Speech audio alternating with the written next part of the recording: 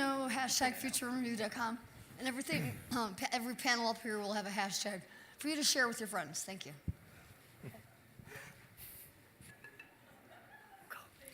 All right. It's great to be here, everyone. For those of you who don't know me, my name is Berit Anderson. Yes, I am related. Mark is my father. And I'm the founder and CEO of a company called Scout, which focuses on the political and social impacts of technology. And I'm honored to be here today for the first time interviewing my brother, Evan Anderson.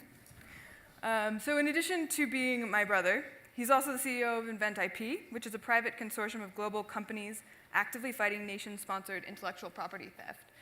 And he's the author of a book called Theft Nation, which was featured on 60 Minutes this year in 2016, and it was in the most watched investigative piece ever. So he's growing up. It's been fun to watch that evolution, and I'm excited to be here today with him on stage. We're also here with Richard Marshall. So Richard is the founder and chairman at Centurion Group, which is connecting the world through fiber optics. Specifically, he's working on providing a direct route from Europe through the Middle East to India, and a direct route from Norway through the Arctic to Alaska and Asia. He's also an active consultant in the business world and in the boardroom on cybersecurity issues. And as many of you may be aware, China has a big role in that. So we're here today to talk about the new China, Xi Jinping and his dream of global dominance. And I'm wondering, can we get that little map up? Scott? So, Richard, you had this idea yesterday to bring this beautiful specimen with us. Could you talk a little bit about what the significance of this map is? Yeah, the theme today is not just cybersecurity, although that's a critical component of their, what we'll call worldwide domination pursuit. But this is a map that the Chinese are now using to show their position in the world. And I call your attention to the fact that Antarctica is in the lower center. China is off to the right, pretty much in the center, just a little bit north of center. But the United States is way off at the very top edge of the map. Now, this is illustrative of their position going back traditionally to where China was the center of the universe. They're moving toward that now in all 5 of the domains. When we speak of domains, we think of air, land, sea, space, and cyberspace. Cyberspace allegedly is the only one that has been made by humankind. The others were developed by nature.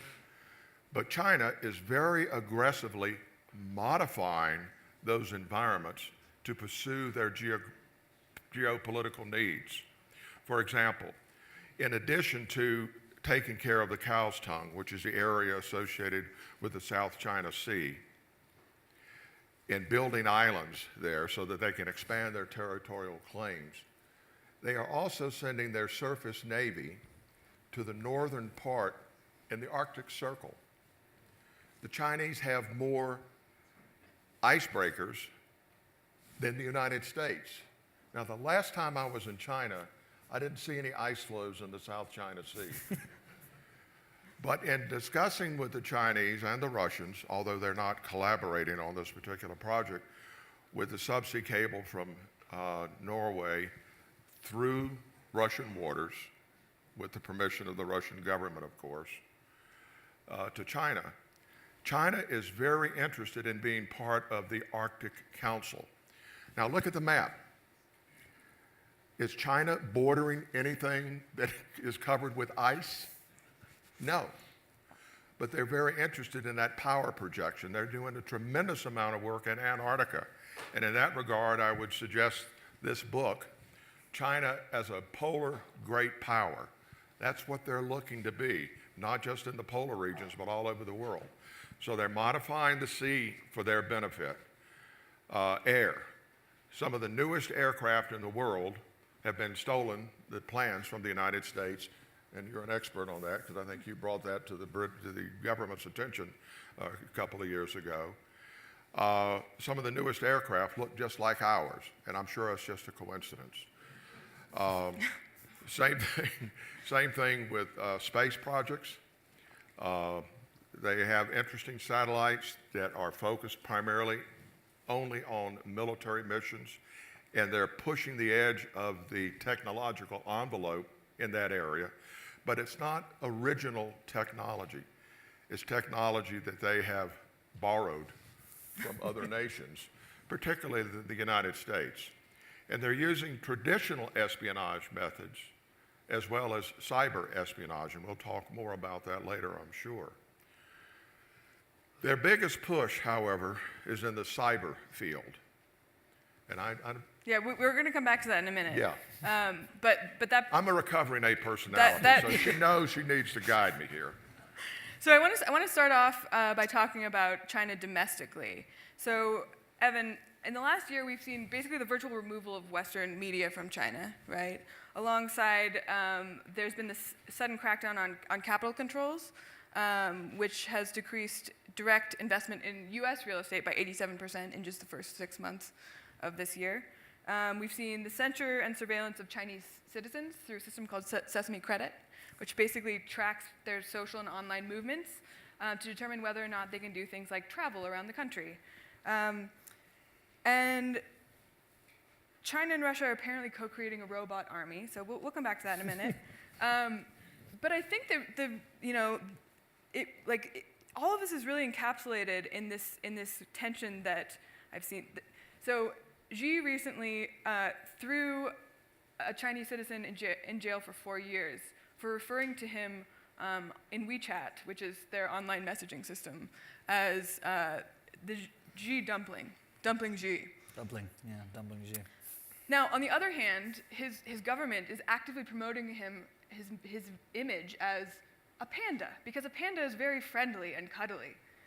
And Ev, I'm wondering if you can talk a little bit about just this whole phenomenon that we're seeing. I mean, to the untrained eye, it would appear that Xi Jinping is trying to consolidate his own power.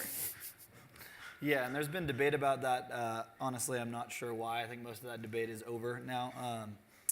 We're seeing a really interesting new period in China where more than many of the past leaders since Mao, there's a consolidation of power towards Xi Jinping, and there's a consolidation of the kind of cult of personality that you see when someone's creating the Maoist model of totalitarian rule. So that has everyone, I think, around the world worried. It's very hard to see what Xi's next moves personally will be. He's broken a number of precedents, but more than anything, he's just been very, very aggressive in pursuing power consolidation. He has already been very adept at taking other competitors for power, including members of the Politburo, and completely removing them, mostly using his anti-corruption campaign. Pardon me, sorry. His anti-corruption campaign that he has Wang Qishan leading, called the CCDI, and they've investigated thousands and thousands and thousands of people in the party infrastructure. But that would not be so surprising if it wasn't also people right at the top. So he's taken people out of the way that are at the top of Chinese leadership and had been rising for decades. And so the amount of power that he's consolidated now is, in the modern era in China, completely unparalleled. And we should be worried about that. That brings me to my next question, which is, there was a really interesting Financial Times article yesterday that said, China is becoming a dictatorship. Like, they're basically moving toward dictatorship in all of these ways. And so I'm curious, like, is there anyone aside from Xi himself that we should look to who might be influencing Chinese policy going forward or playing a more substantive role? Or is it mostly just getting rid of those people? It has been a process of getting rid of them. And so Li Keqiang for a long time has been another person who's been seen as another focal point of power in China. But he's been playing second fiddle to Xi since Xi's true rise. And I think that the idea that there's a panoply of characters in the Politburo is starting to fade away. and people are really beginning to see, and we're, at INVNT IP beginning to see a single focal point of power that changes indeed many things for people in China. One of the things that you touched on that I think is worth discussing briefly is the kinds of systems that they're using under this new infrastructure. So as Xi concentrates his power, concentrates his control over the Politburo, the technology that we've developed in the world in general and in China in specific is enabling that kind of dictatorship model in new and terrifying ways. So you mentioned Sesame Credit. Domestically in China, I am horrified to think of what life will be like once Sesame Credit is mandatory. It's currently not, but you can go online and look it up, and people have made videos explaining it. There's propaganda videos explaining why it's such a great thing. Sesame Credit essentially takes all of your various activities in your life and puts them into one system that's attached to your credit rating, which is also attached to your rating as a citizen. So if you can imagine that your bank accounts and your Amazon account, or in China, your WeChat and your Baidu account are all linked together so that I, as the government, can watch, and Big Brother can stand there and go, well, you bought a foreign product, and that's not so great, so you lost some points. Your friend actually was speaking out against the government on WeChat, and we know that you're friends, and you shouldn't have friends like that, so you lost some points there too. Now, it's going to be a little harder to get a loan if you've got a lot of dissident friends. So that kind of technological capability, I think, is, I don't want to, terrify everyone, but we should be really, really worried about that. Because and we can get into more of the international aspects of this, but as China is in the middle of their going out phase, and as they're spreading their influence, they're also the scariest thing that we've ever seen politically in terms of a potent combination of top-down power and deep use of technology to control citizens. Yeah, it's interesting to me to see the kind of two global spheres of power that are really accelerating the tech industry. One is Silicon Valley, which is built around digital addiction primarily and monopolization, and the other is China, which is built around security and surveillance. I'm curious, as we look at the tech industries in China and the U.S., in China, this close kind of correlation between Tencent and Alibaba, what role are Jack Ma and Pony Ma playing in this new administration? So the tech companies are circling the wagons back towards the government, and so for a long time there was this regular maintenance of the image of separation and private control. A lot of the big companies, including Tencent and Baidu, have recently begun to incorporate more and more party infrastructure in their own activities. My impression is that this is a result of the kind of power consolidation we were just talking about, and that they have a new fear of disobeying the party, and they want to show that they're perfectly happy to do exactly what the party wants. And this, by the way, these new party committees that they're putting into the major companies, they already had many party representatives and indeed party committees in them, but now they are doing daily reporting and things like that.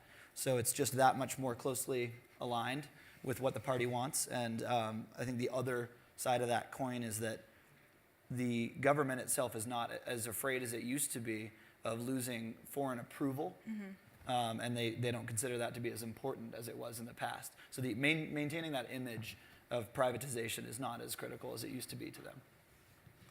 So, Richard, China just released a new plan earlier in September, I believe, to become.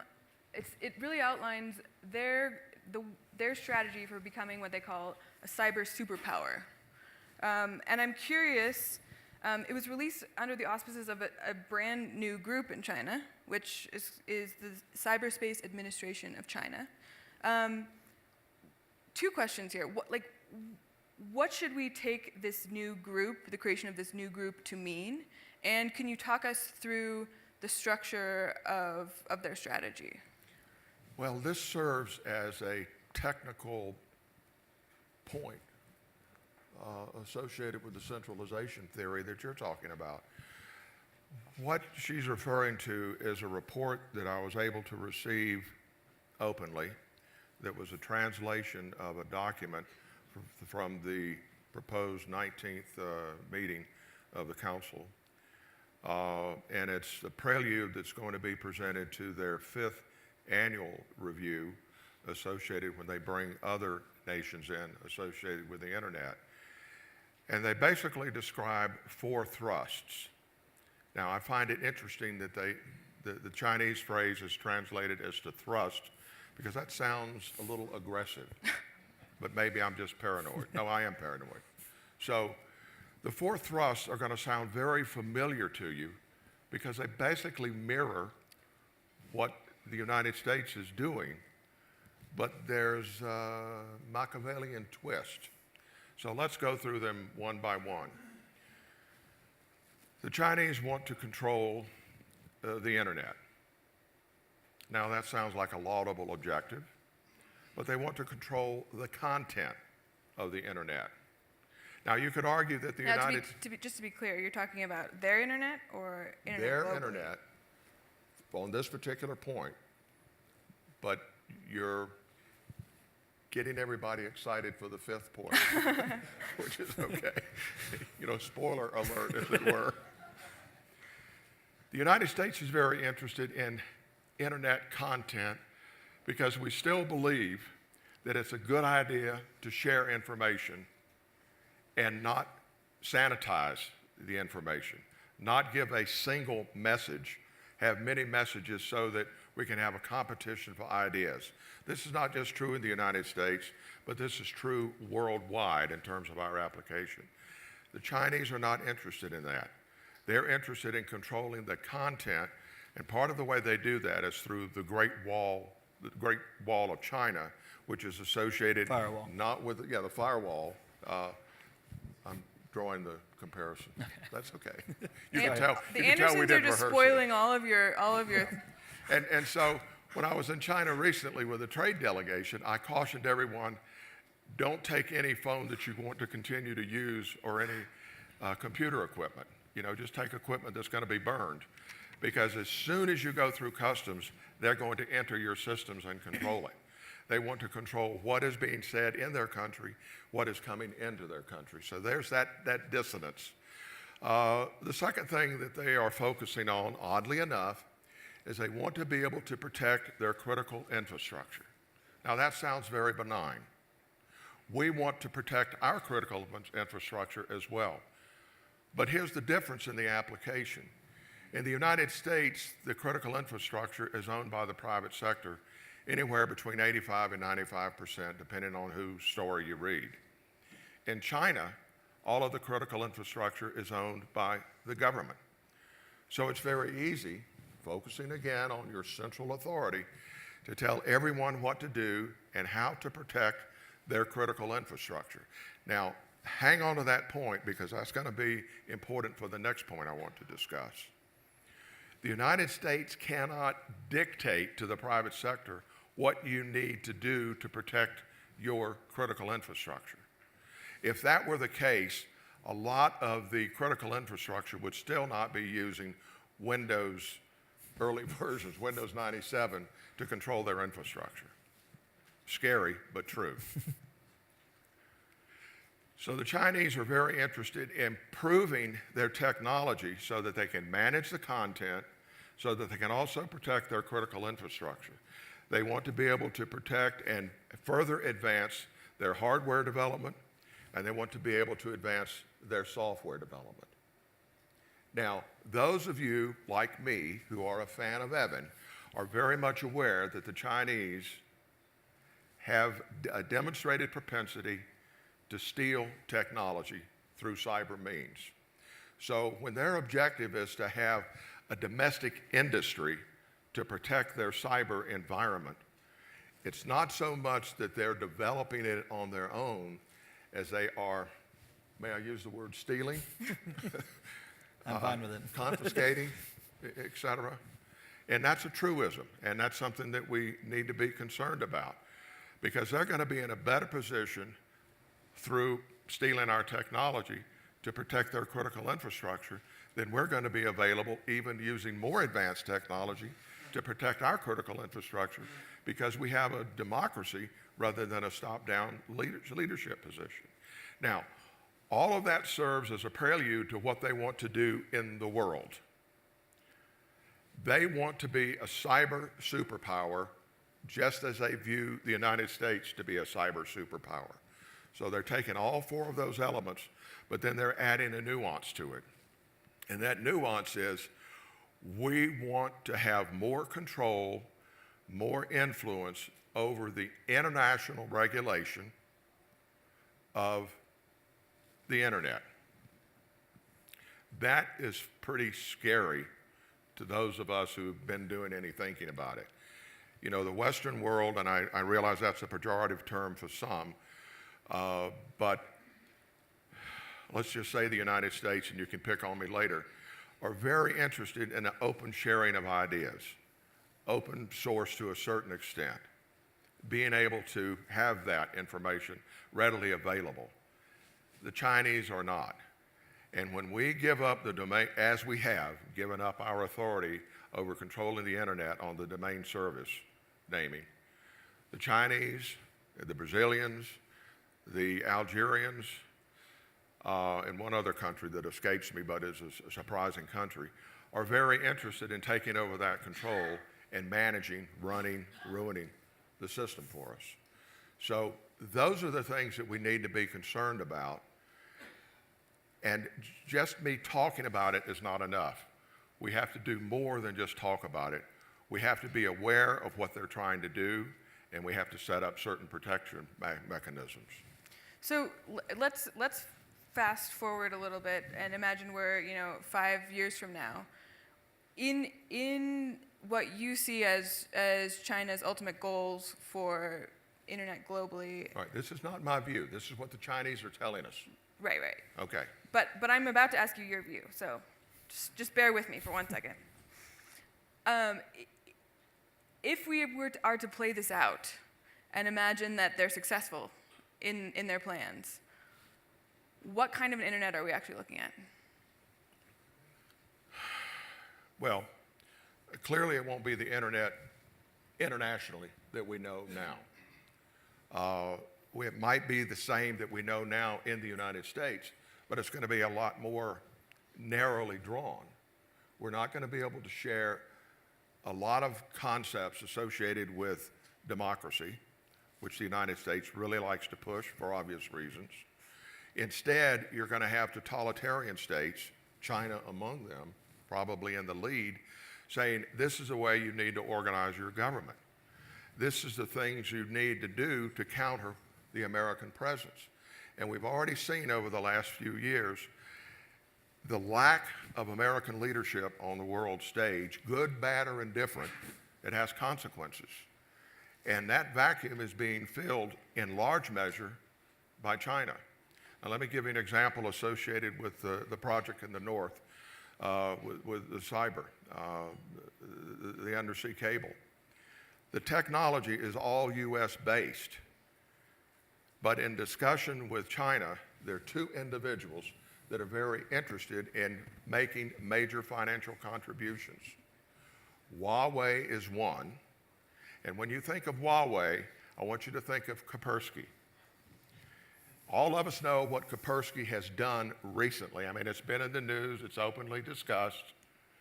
You know, Kaspersky used its software antivirus protection to steal stuff from, I'm embarrassed to admit, NSA, and use that technology against everybody in the world. I've had interesting meetings with the COO of Huawei. I'm also on speaking terms with the former CEO of Huawei, and none of it is very pleasant. They never have invited me to their children's weddings. They've always suggested that I am a tool of democracy and I'm very nefarious and they don't like me. But yet they are very interested in the subsea cable project because they think there might be a way for them to capture information. Same thing with Alibaba. They're using their financial resources to get inside us. I mean, we've seen the same thing in the U.S. in the synthetic bio market, especially this year. With so little research funding going into synthetic biology and all of these technologies that will really fundamentally shape the future of biology in the United States, Chinese capital has come in and picked up a lot of the weight that the U.S. government has kind of dropped, and that is going to have some really interesting and to some would say very frightening implications in the future, right? Yeah, Because they're. Sorry. Oh, go ahead. There's a lot of that going on right now, and I was thinking about that as you were speaking, Richard, because there's two or many problems, and we will have a breakout session later today, and so anybody who's interested in discussing this further, we can get into that. But a couple of the major things that we've been watching that are trends internationally are infiltration of big important systems like academia, like the venture capital world, and those kinds of things can get incredibly dangerous when you're suddenly looking at nation-state actors running your systems that create your technology. So if your R&D infrastructure is infiltrated, you've got a major issue. Alibaba is planning on building R&D centers, 2 R&D centers on the West Coast as of this year. So those self-same actors that we worry so much about, wherever they are, we're allowing directly into the kitchen of our technological world. And I don't think there's a good excuse for that. But money is certainly a problem. And so at a time when we're pulling back from funding science, the Chinese government has never been confused about whether it's valuable to fund science. They have an issue where they need to steal it from us often, but That's their idea of funding. but that is their idea often of funding science. But they are not confused about the value of the science. And we have a problem there in the United States right now, and they're happily stepping in to get more access to the technology that we create. So we're going to take a couple of questions in just a second. So if you have a question, make your way up to the microphone. Before we go there, I want to just touch quickly on One Belt, One Road, and then we'll talk more about that I think in the breakout session this afternoon. But so $900 billion in investment in infrastructure along 2 very specific routes, right? One roughly following the ancient Silk Road, and then the other linking China and Southeast Asia. Maritime. Yeah. So how does this fit into their kind of, is it just a shipping trade route? What are the broader economic and political goals of this project? WWD, worldwide domination. They're taking advantage of clever phrases like the Silk Road, which sounds so innocent and was such a critical component in the world history. Everyone loves silk and spices, right? Yeah. Well, unless they come wrapped up in a poison pill. I was recently at an investor conference in New York, and this is a very high-level, very sophisticated group of people, and I was amazed at the number of individuals who appeared to be of Chinese ancestry. One of them was at my table. He spoke perfect English. His English was so impeccable that one of the colleagues at the table, who was not a native English speaker, but a very bright technology guy, asked the Chinese gentleman if he were ABC. Now, I was kind of shocked to hear that. ABC is American-born Chinese. The Chinese guy said, "No, I was born in Shanghai. How long have you been in the United States?" 5 years. "Why is your English so perfect?" was a question from the table. And he said, "Because I am in a senior government family, and we're trained to speak English and come over and make investments in technology that we can take to China."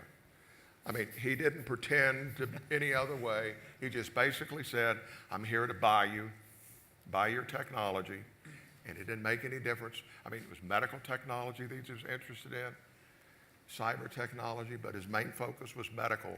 Okay, we got time for probably one question. No, it's a good point. So China, obviously a totalitarian government. The U.S. has historically been democratic, but of late, the U.S. has withdrawn from Paris, has withdrawn from agreements in Asia. And what about the side in the U.S.? What can we do to improve the situation going forward?